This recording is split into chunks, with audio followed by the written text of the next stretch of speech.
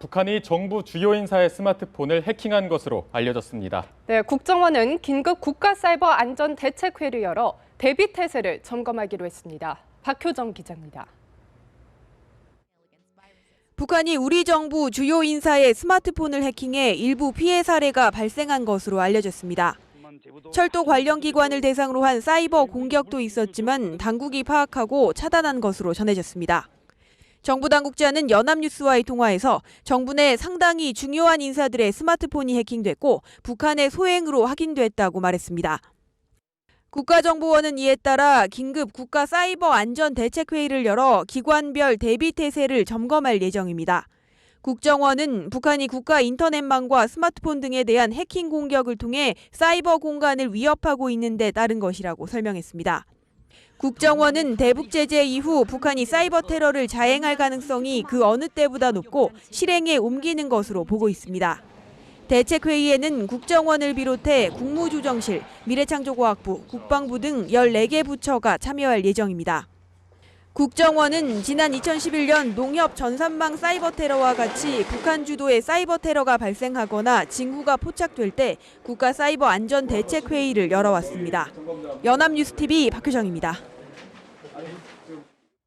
정부가 오늘 독자 대북 제재안을 발표하고 북한에 대한 전방위적 압박에 나섭니다. 네, 북한의 바닷길을 틀어막는 해운 제재와 북한의 핵 개발에 관여한 단체, 개인에 대한 금융 제재가 핵심이 될 것으로 보입니다. 김혜영 기자입니다.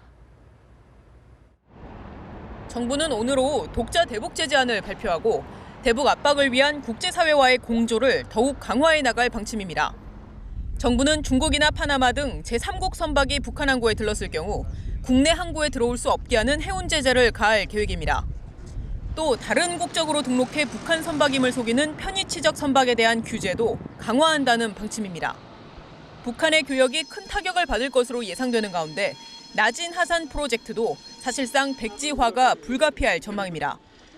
정부가 핵미사일 개발에 관여한 북한 단체 수십 곳과 개인 수십 명을 금융 제재 대상으로 지정하는 것도 주목되는 부분입니다. 정부가 북한 단체와 개인에 대해 독자 제재를 가하는 것은 이번이 처음으로 북핵을 용인하지 않겠다는 상징적인 조치가 될 전망입니다. 특히 독자 제재 대상 가운데 절반가량은 유엔 안보리 결의 등에 포함되지 않은 우리 정부만의 독자적인 제재 대상으로 알려졌습니다.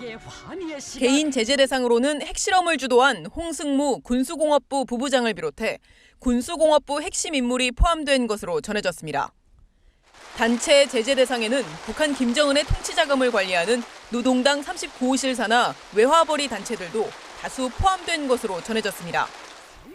다만 노동당 서기실장인 김정은의 여동생 김여정과 북한 정권의 2인자 황병선은 본인 명의로 금융거래를 하지 않는 만큼 제재 실효성이 작다는 판단에 따라 제재 리스트에서 제외됐을 가능성이 점쳐집니다. 연합뉴스TV 김혜영입니다.